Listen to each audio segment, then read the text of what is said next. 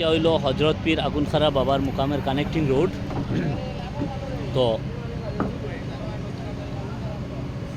বিভিন্ন সময়ের বিভিন্ন সমস্যার সম্মুখীন হইয়া আজকে আমরা এখানে টেন্ট লাগাইয়া রাখছি। টেন্ট লাগাইয়া রাখিয়া তারারে গাড়ি গুড়ি আখটাইয়া এখন এই রাস্তার কাজ জোর জবরদস্তি করানিয়ে আপনারা রাস্তার পরিস্থিতিটা দেখুন। ভারতমালার প্রজেক্টের এই অবস্থা রাস্তারে নষ্ট করিয়া রাখছেন তারা। তখন আজকে আমরা বিভিন্ন বেশ সংখ্যক মানুষ একত্রিত হইয়া ও এখানে টেন্ট লাগাইয়া রাখিয়া এখন ও কাজ আরম্ভ করানি হয়েছে।